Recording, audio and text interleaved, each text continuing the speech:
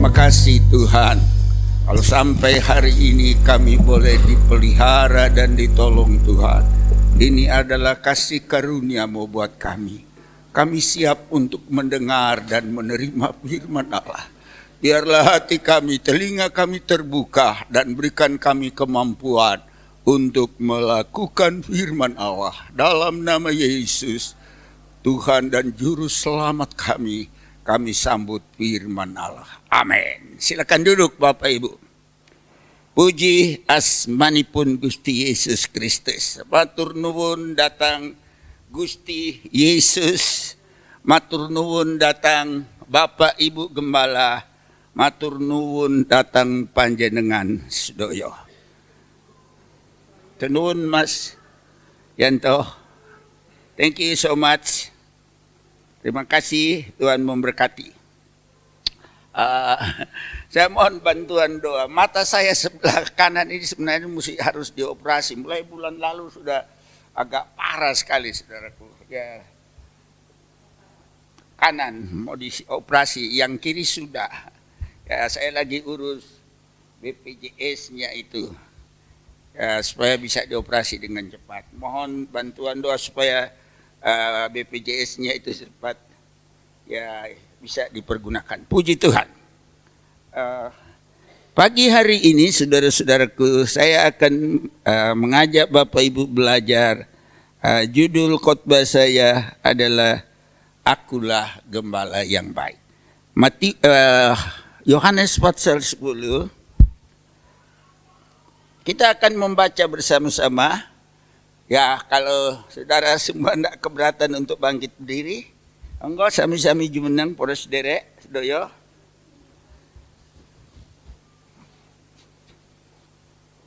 Kita membaca, saya membaca ayat yang ke-10, saudara membaca ayat yang ke-11. Amin, sudah dapat? Saya hitung sampai 3 supaya serentak. 1, 2, 3.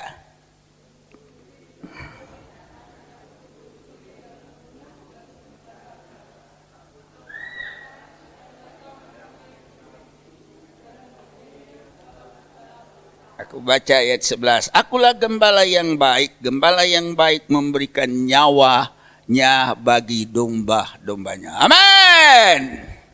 Tangyo para sederek sedaya. Nek ngantuk biasa mesti dibikin kaget. Saya di panti itu kalau kasih bangun anak-anak, tangyo. Wah, nggak tambah melungker dia, nggak tambah tangi melungker ngene. Tangyo! Tangi dia, bentak soleh. Setan ngantuk itu mesti dibentak. Kalau mantu bu, kalau cuma tangyo, ya nggak bakalan tangi. Tangyo! Tega dibentak memang. Akulah gembala yang baik. Gembala yang baik menyerahkan nyawa bagi domba-dombanya. Bentar, saudara. Yesus mengatakan dia adalah gembala yang baik. Ego emi ho poimen ho kalos, ten sukan autos, titemi huperton probaton. Gak usah bingung, ayatnya sama artinya, itu Yunaninya.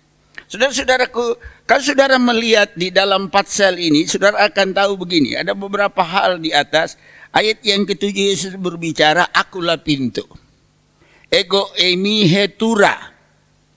Jadi dia adalah pintu. Kemudian ayat yang kita sudah baca, ayat yang ke-10 itu, kita terus dulu ayat 9. Akulah pintu, barang siapa yang melalui aku, ia akan selamat dan ia akan masuk keluar dan menemukan padang rumput. Pencuri datang hanya untuk mencuri, membunuh dan membinasakan. Aku datang supaya domba mereka mempunyai hidup dan mempunyainya dalam segala kelimpahan.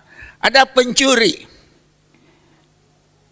iblis, dia datang untuk mencuri. Kemudian ada gembala yang baik.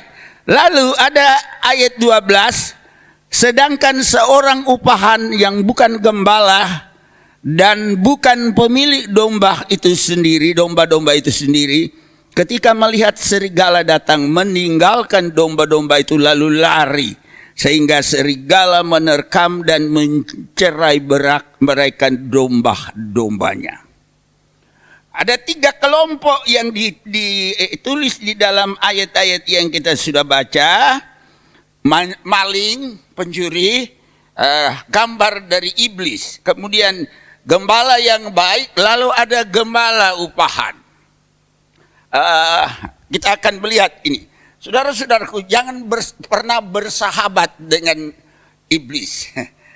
Maling, pencuri. Dia akan mencuri semua yang ada di dalam hidupmu. Iman saudara, pengharapan saudara, kasih saudara kepada Tuhan akan dicuri oleh iblis. Saya punya banyak melihat hal yang aneh saudaraku di dalam hidup ini. Pernah ada satu waktu seorang anak dikirim kepada kami, tapi saya melihat anak ini digaya tumbal mbok bapak. Ada digendeng anaknya. Saudara bayangkan satu kali di dalam keadaan stres, dia loncat dari 3 tingkatnya panti ini. Untung gak mati saudaraku. Waduh, cuma tangannya jadi patah. Sampai sekarang masih hidup itu anak itu. Lalu ada kasus yang terbaru sekarang. Seorang anak ada di panti sekarang. Anak ini sering diganggu oleh kuasa kegelapan.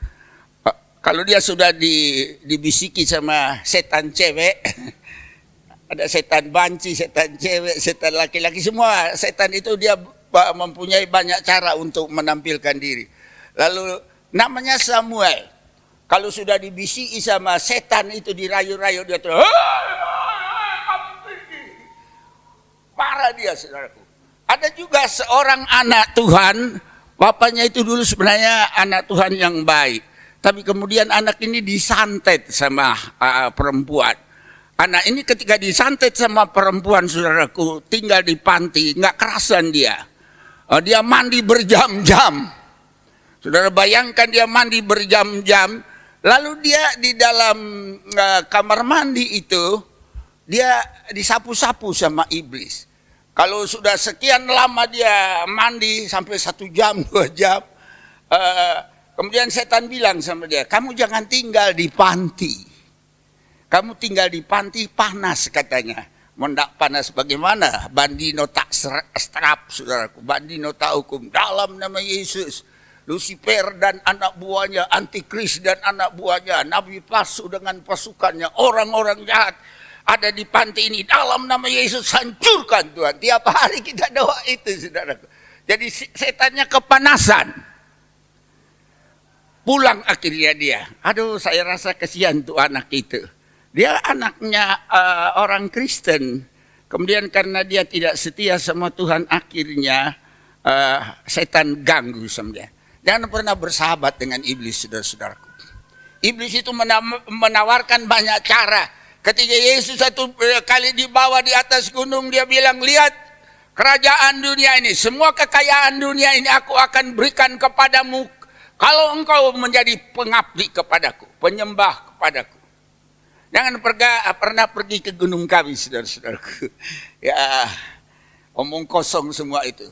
Kalau saudara pun diberkati dengan cara begitu, berkat yang datang dari gunung kawi, itu akibatnya, efeknya panjang sekali dan berbahaya sekali. Saya punya banyak, orang tua saya dulu punya tuyul, saudara-saudara. Nangkap ikan di laut dan mereka dapat banyak ikan, dibohongi sama setan tuyul itu. Saya masih ingat papa saya kalau ajak saya masih kecil pendem itu anting-anting emas di karang-karang, lalu ikan bersembunyi di situ. Padahal sebenarnya dari ilmu pengetahuan alam, kalau arusnya sekian ikannya ke sana, ikannya akan di sini. Padahal tapi setan bikin bodoh, saudaraku. Ketika mati, teman dari papa saya dia banting-banting kayak iwa pindang itu. Dia teriak-teriak sama papa saya. Aduh, tolong saya. Saya mau mati, mau masuk lautan api, tapi saya takut, dia bilang. Saudara bayangkan tuh, setan akan membawa orang jauh dari Tuhan. Kemungkinan ada orang itu merasa diberkati dengan cara yang keluar dari firman Allah. Tapi saya katakan kepada saudara, kalau saudara memakai cara itu, bertobatlah karena kerajaan sorga sudah dekat. Berhenti, itu cuma tipu daya dari kuasa kegelapan yang membuat saudara menjadi budak dia, menjadi pengabdi kepada dia.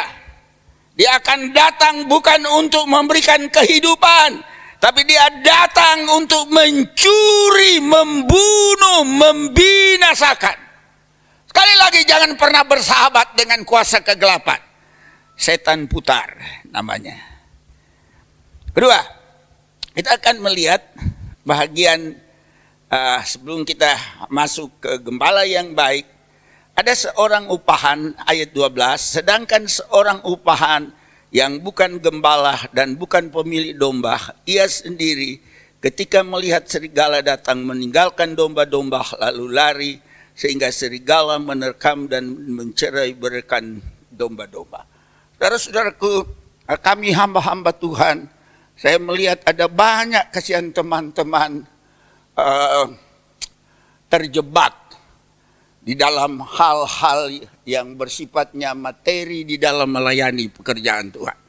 Dari awal saya untung Tuhan taruh sesuatu yang luar biasa. Melayani Tuhan bukan karena cari makan, saudara-saudara. Saya punya anak panti.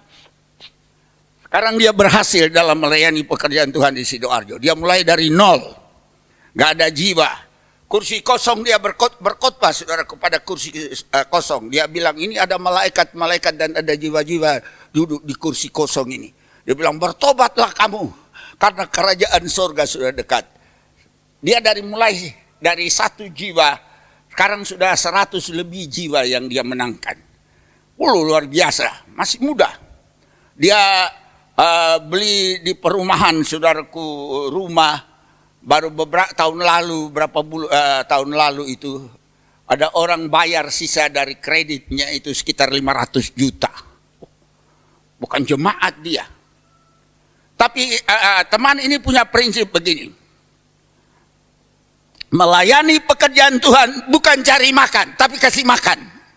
Dan itu prinsipnya prinsip Alkitab, saudara-saudaraku.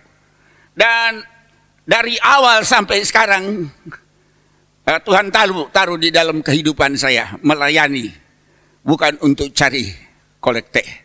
Tuhan taruh itu betul-betul, dan sampai sekarang saya praktekkan itu, saudara-saudaraku.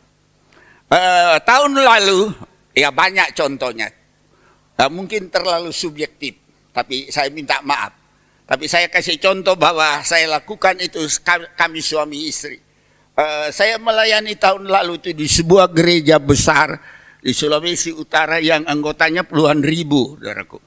Ya, saya khotbah tanggal 15 Desember. Ketika habis khotbah, saya suami istri diundang oleh Ibu Gembala naik ke atas, ke pastori, makan, sarapan, minum kue, ngopi, apa segala di atas. Mereka layani dengan luar biasa. Gembala itu terkenal dengan pelayanan mimbarnya dan di bawah mimbarnya yang luar biasa.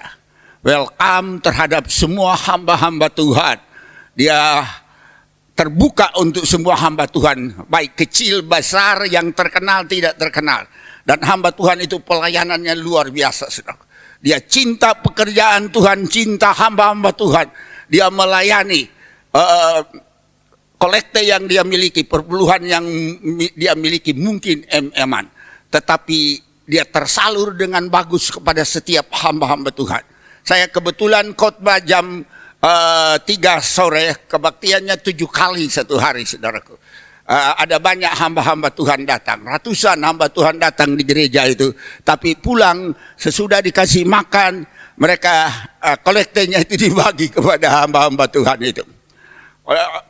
Saya sesudah khotbah, saya naik ke atas dengan istri saya. Istri saya agak kurang kuat jalan naik. Dia naik ke tangga itu dulu. Aduh, aku nggak mampu nih. turun naik sampai piro kali kene. Baru satu kali aja sudah rasa udah kolaps rasanya. Sesudah kami sarapan, Ibu Gembala itu masuk ke dalam kamarnya dia. Saya tahu dia mau ambil PK untuk dia, setiap begitu dia ambil PK untuk yang berbicara. Lalu istri saya bisik sama saya, mulai aku nggak kuat. Saya tanya sama dia, betul mulai? Ya, oke. Lalu kita turun berdua dari pastori, lari saudaraku. Sampai sekarang kami tidak pusing-pusing dengan itu begitu-begitu. Yang penting saya katakan bagi saya melayani pekerjaan Tuhan. Dan saya tidak pernah pikir itu, saudara. Puluhan tahun lalu ketika saya memulai pelayanan pekerjaan Tuhan di Porong, saya diundang di Tretes. Waktu itu kolekte dia kasih 10.000, saudaraku. Tapi sesudah pendeta itu kasih kolekte sama saya, dia cerita ke sana kemari. Dia bilang, pendeta Ponto kalau berjalan cari kolekte, anak-anaknya tidak akan bisa hidup kalau saya tidak kasih kolekte. Aduh, saya dengar itu seperti ditikam-tikam saya, saudara. Saya bilang, Tuhan, kenapa namamu dipermalukan? Lalu kita bilang, saya penginjil Jawa Timur pada waktu itu di GPD. Saya bilang, saya mau berhenti, pergi jalan. Saya mau duduk di kaki Tuhan. Saya mau buktikan bahwa Yesus yang memanggil saya, memelihara saya dan anak-anak saya. Karena dia adalah gembala yang baik. Saya duduk, saudaraku. Saudara tahu tidak lama itu pendeta. Masih muda, gagah. Dia layani beberapa sidang di Tretes itu dia buka. Tidak lama ketika dia lagi penginjilan di Bandung. Dia kena serangan darah tinggi. Kena serangan darah tinggi, lumpuh sudah. Pertama lumpuh total, kemudian dia bisa berjalan pakai tongkat. Saya enggak ngomong apa-apa sama dia, tapi saya cuma diam. Tuhan bicara sama orang itu. Tuhan tahu kalau saya berjalan melayani pekerjaan Tuhan, kalaupun saya terima itu berkat, saya bagi kepada orang-orang. Sampai sekarang, bukan saya terlalu hebat, bukan. Tapi ada komitmen yang Tuhan sudah taruh kepada saya melayani. Karena tanggung jawab tugas yang Tuhan berikan kepada saya. Memberitakan firman Allah. Susah senang, ada duit tidak ada duit, berjalan memberitakan ini. Dan itu yang saya lakukan sampai sekarang, saudaraku. Saya baru kembali dari Poso.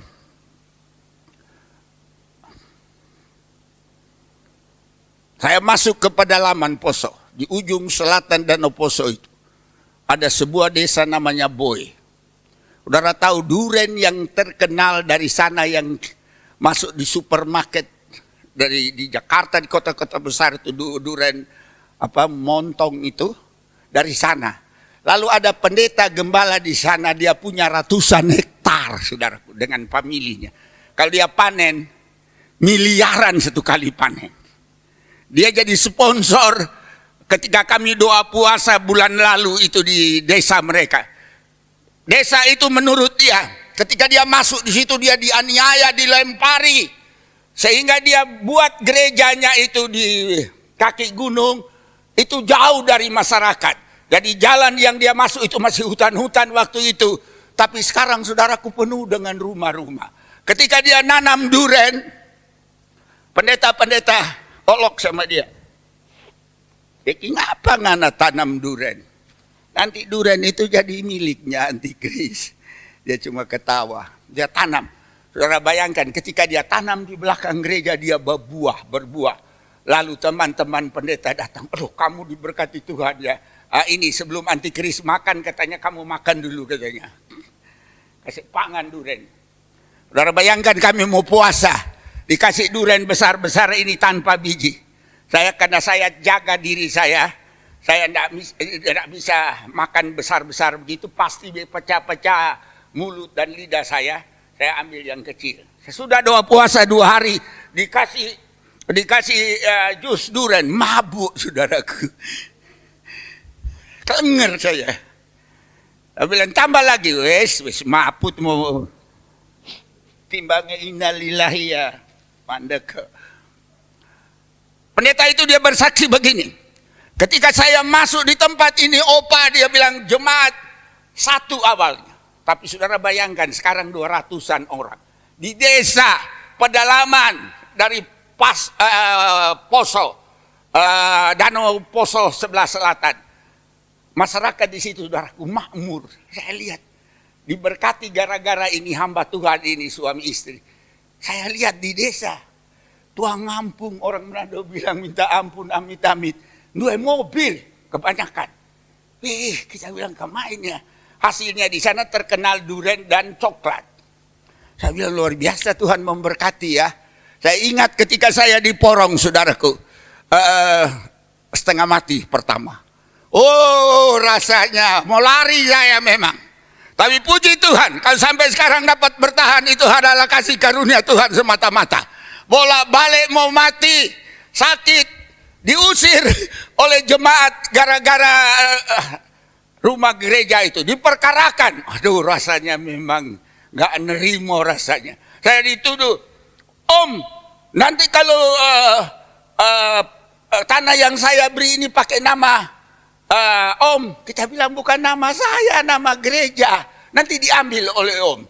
Tanah 200 meter, 200 selawe meter. Dia bilang, Om nanti mau ambil itu. Oh Tuhan Yesus, tolong.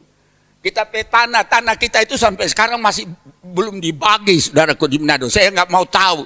Saya sudah nggak pernah ambil hasilnya. Kalau dia tuduh gitu, aduh memang rasanya. Perkarakan. Hampir masuk penjara saya. Dibawa ke sidang. Karena memang tidak ada suratnya. Gara-gara saya minta surat itu tanah. Mereka memang tidak setuju. Nggak mau kasih karena menjadi miliknya Om. Ini orang ini otaknya gimana ya? Kok dua pikiran elek kayak ngono. Susah. Kita juga bisa buat apa-apa. Karm lah. Akhirnya dieksekusi kami kalah. Kalah memang tidak ada surat. Bukan kita punya kalah. Keluar. Lalu ketika mau disuruh eksekusi itu, bongkar itu bangunan. Kita bilang, bangunannya saya kasih kepada yang punya tanah. Kalau saudara mau lewat di jalan Bayangkari itu, saudara lihat itu. Wah, bangunan sudah mau roboh. Di depannya ada bengkel motor sekarang. Terakhir orang itu dia bilang begini sama Om, sama saya. Om Pontok maaf kami yang salah. Krasep. Kok nggak bien-bien? Saiki tok setelah kita dikalahkan di perkara kok ngomong. Minta maaf kami yang salah. Kita bilang ingat baik-baik. Itu bangunan yang saya beri itu berefek di kekekalan nanti. Tuhan akan tuntut, akan tagih kita bilang kalau kamu nak bertobat. Susah itu. Di Porong itu berkali-kali masalahnya adalah masalah tempat. Ketika kami Tuhan sayang beli tanah di panti sekarang itu saya bilang, saya tidak membangun gereja tapi saya bangun panti untuk pelayanan pekerjaan Tuhan. Rasanya sakit saudaraku. Ada teman-teman hamba Tuhan loh itu. Salah satu dari orang yang masukkan saya ke penjara itu. Terakhir beberapa tahun lalu. Saya punya teman hamba Tuhan. Begitu susah dia menderita di dalam pelayanan pekerjaan Tuhan. Ketika dia masuk luar biasa semangat melayaninya suami istri. Lalu dia dapat jemaat di Kerembung. Mereka diberkati Tuhan cara materi. Cuma sayangnya gembala tersebut materialis. Dia khotbah kepada jemaat, bayar perpuluhan, korban. Tak takon sama awong, wes enggak duwe khotbah lain tak sampean. Bandino perpuluhan. Udah diajar kok jemaat, masa mesti di ngilingno ojo ngono rek. Masa bilang, bayar perpuluhan. Saya tanya sama teman itu, saya bilang begini sama dia.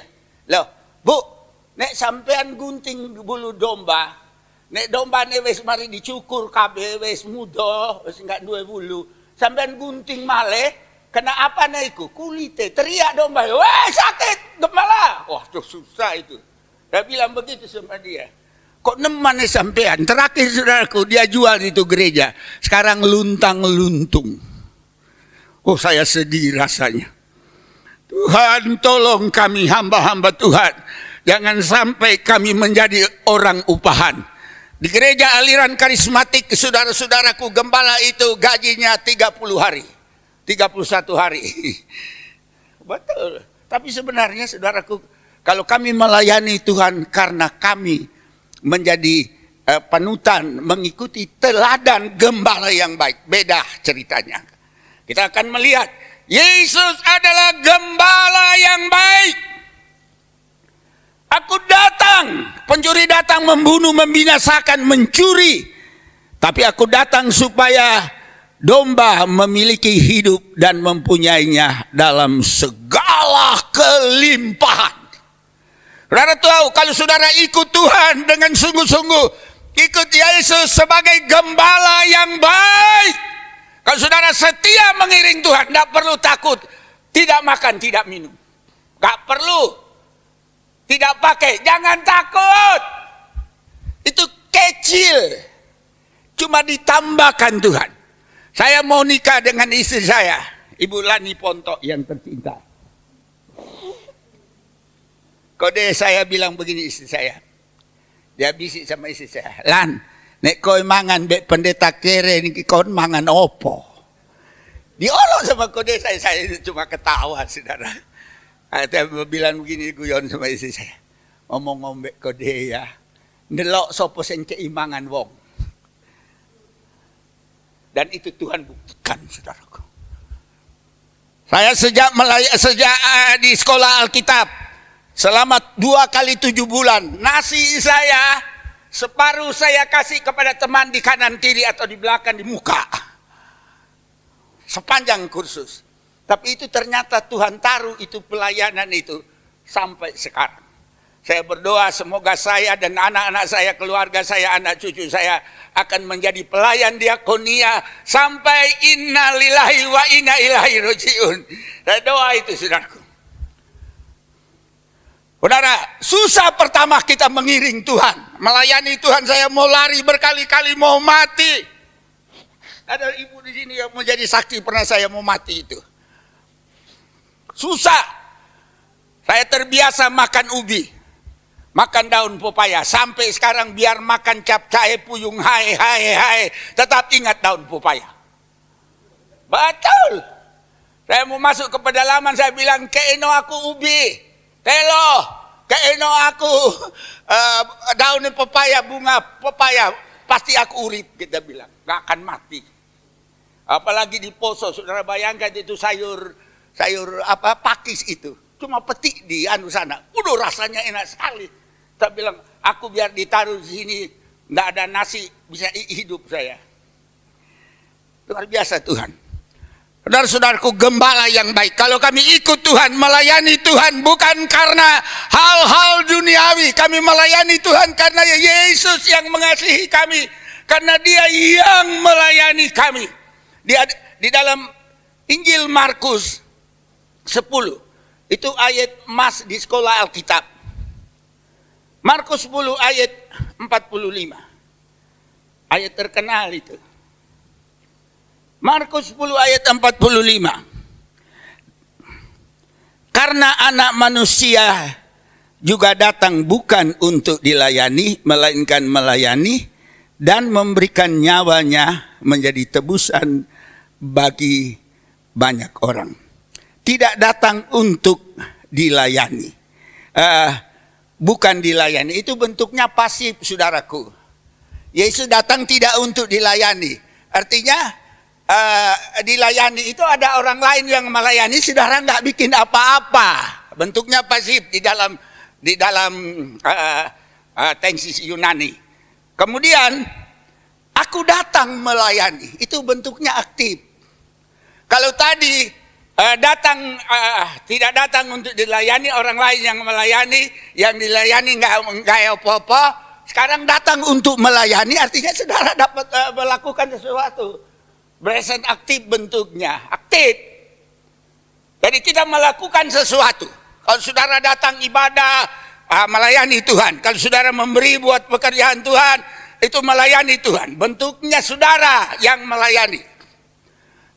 Pelayanan yang dimaksud di sini sebenarnya adalah pelayanan diakonia, saudaraku. Pelayanan meja.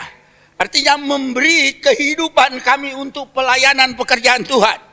Tidak sombong-sombong ya, dijauhkan Tuhan. Panti asuhan kami itu, ya saya katakan kecil ya, pelayanan kecil. Orang selalu ejek. Ya seperti kakak ipar saya bilang manganopo.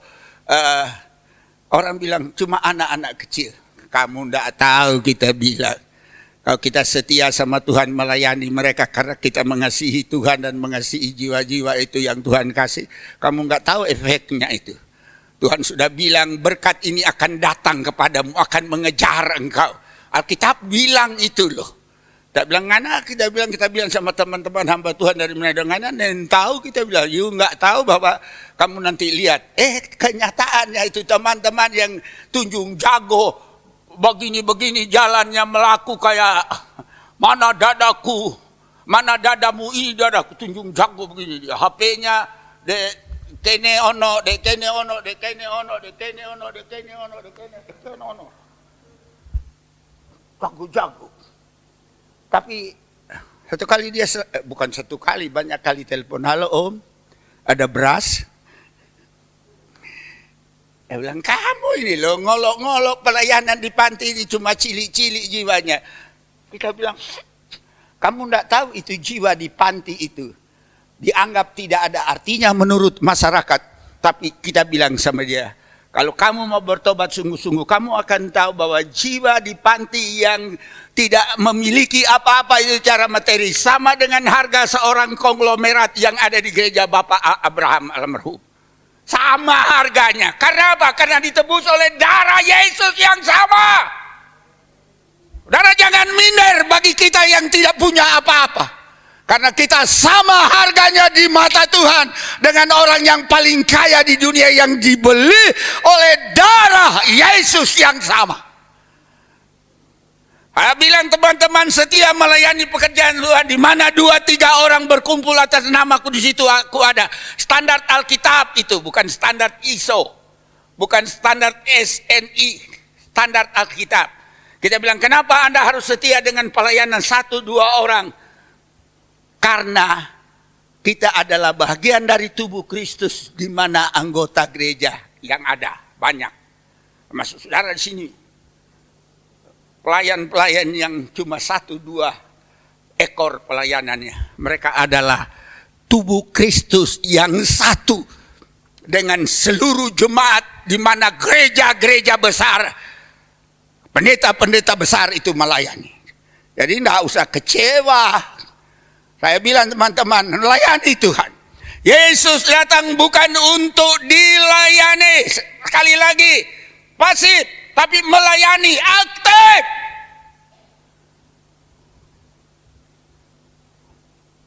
Saya bilang kepada istri saya dan anak-anak saya, bagaimana kita bisa beri nyawa.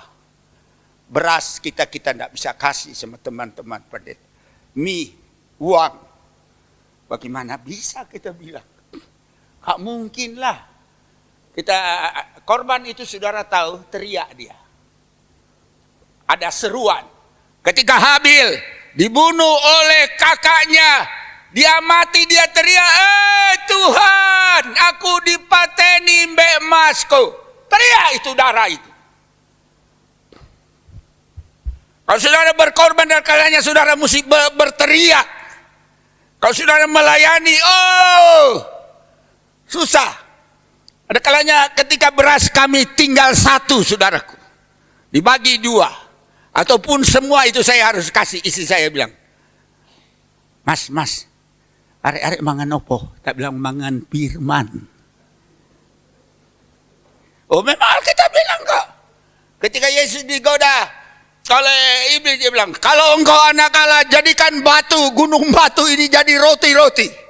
Yesus bilang, iblis, manusia tidak hidup dari roti saja, tetapi hidup dari tiap-tiap firman yang keluar dari mulut Gusti.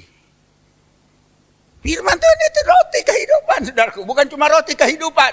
Saya selalu buktikan, firman Allah itu perintah orang-orang kaya untuk datang ke panti. Banyak kali mereka bersaksi begini sama saya. Om, aku rasa berdosa kepada Om. Kapan saya buat situ marah atau apa di situ merasa berdosa? Kenapa Pak? Aku nak bawa beras ini. Aku seperti tertuduh katanya. Salah nih sopo nggak cepet-cepet bawa. Saya juga nggak merasa apa-apa sama dia. Nah, aku rasa berdosa nggak bawa ini. Ya salah nih sopo kita bilang guyon. Tuhan kutak-kutik hatinya. Dikutik matanya nggak iso turu, otaknya. Iya. Aku janji beras sama Om Ponto buat anak-anak. Datang dia. Kenapa Pak? Iso turu aku. Nek nggak ngowo kolekte ini ke panti. Nggak iso turu aku. Salah nih sopo sampai tahan dek kantong. Nek digerakkan Tuhan kayak ono cepat-cepat. Layani Tuhan dengan sungguh-sungguh. Karena dengan melayani Tuhan. Dengan hal-hal yang sifatnya dunia ini. Ada upah saudara besar, upahmu besar di surga. Secawan air sejuk karena Tuhan. Tidak kurang upahnya itu. Apa yang saudara buat, secawan air sejuk. Secangkir gelas aqua, kalau saudara beri karena Tuhan, dicatat Tuhan. Oh Mas Yanto kei aku ambek temane jam begini. Catatlah sama Tuhan. Opo mana nek kei susu. Opo mana nek kei sapi. Kei sapi ku mbek susune sisan iku. Luar biasa. Tuhan itu ajaib saudara. Ikut gembala yang baik. Serahkan hidup kita. Apa yang kita miliki. Lebih-lebih serahkan nyawa. Wah, ini yang paling susah. Saudaraku, saya gambarkan menyerahkan nyawa ini. Bukan cuma salah satu artinya begini, saudaraku. Saudara mesti doa puasa untuk pekerjaan Tuhan. Wah, susah nih nemen nih. Saya berdoa sama Tuhan. Sepanjang umur hidup saya, sampai kapan Tuhan izinkan saya hidup. Sekarang umur saya 08, saudaraku.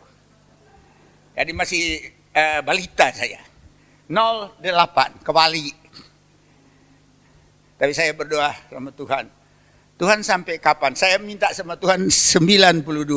Tapi setelah saya melihat, masih banyak tempat yang harus saya pergi untuk melayani. Kalau ISO 120 kayak Musa, wah luar biasa itu. Ya doa saudaraku itu. Tapi Musa saudaraku bayangkan, 120 nggak pikun saudara-saudara. Teman-teman saya lihat doa puasa saya sudah nggak bisa berdiri, duduk berdiri. Kemarin itu 2 hari cuma rasanya kayak mau mati memang. Waduh, ketika leher pisau ditaruh taruh pisau di leher itu, podom mbek dibelai itu sudah kayak poso itu. Artinya nggak ada yang masuk ini, nggak enak itu. Puasa yang paling susah itu kalau 3 hari di hari kedua. Perjuangannya luar biasa. Rasanya wis kepingin minum, kepingin mangan. Opo mana di tempat yang kami puasa itu durian gede-gede ilin durian. Ocoh iki nek emplok durian sak wiji-wijinya demplok wis keluwen soalnya. Memang perjuangan berat. Nah kalau saudara kepingin memberi nyawa saudara, sekali-sekali mau ikut doa puasa. Sakdino ae. Untuk apa? Untuk pelayanan di sini, untuk Bapak Gembala, Ibu Gembala, supaya mereka kuat melayani pekerjaan Tuhan, supaya ada jiwa-jiwa Tuhan tambahkan. Ya paling kurang anak-anak saudara. Saya berdoa buat anak-anak saudara Tuhan, anak saya lepaskan mereka Tuhan dari roh-roh dunia. Jangan mereka terikat dengan hal-hal dunia ini. Tapi biarlah mereka mengasihi Engkau seperti Engkau mengasihi kami. Mengasihi sesama seperti Engkau mengasihi kami Tuhan. Itu doa saya. Lewat doa puasa. Memberikan nyawa untuk Tuhan. Hendaklah engkau mempersembahkan dirimu sebagai korban yang hidup lagi kudus di hadapan Tuhan. Ayat yang terakhir. Di mana ayatnya itu? Ayo. Roma 11, 12. Rome 12 verse 1. Roma 12, 11, 12. 12. Ayat yang terakhir. Kemudian kita mau berdoa. Roma Bukan Oma Irama. Roma. Ya, kita baca bersama-sama, saudaraku. We reading together. Mari kita bangkit berdiri. Kita akan baca bersama-sama Roma 12 ayat 1. Hitung 1, 2, 3. Karena itu saudara-saudara, demi kemurahan Allah, aku menasihatkan kamu supaya kamu mempersembahkan tubuhmu sebagai persembahan yang hidup, yang kudus, dan yang berkenan kepada Allah. Itulah ibadahmu yang sejati. Ayat ini menyangkut doa, saudaraku, puasa. Kalau saudara sekali-sekali puasa, itu ibadah, saudaraku. Orang-orang di seberang sana sudah mau puasa ini, mereka tahu bulan penuh pengampunan, bulan penuh berkah. Oh, saudaraku, bukan bulannya yang penuh berkat, Allah yang penuh berkah, Yesus sendiri. Kalau saudara mempersembahkan korban saudara dalam doa puasa, tubuh saudara sama dengan menyalibkan diri seperti Yesus. Dan saudara teriak, lapar! Tapi biarlah, karena korban itu berteriak lapar. Kita mau berdoa pada pagi hari ini. Kita minta kekuatan Tuhan. Kasih karunia itu bekerja di dalam kehidupan kami. Supaya kami mengikuti teladan gembala yang baik. Memberi. Tidak untuk dilayani. Melayani. Dan memberikan nyawa buat domba-dombanya.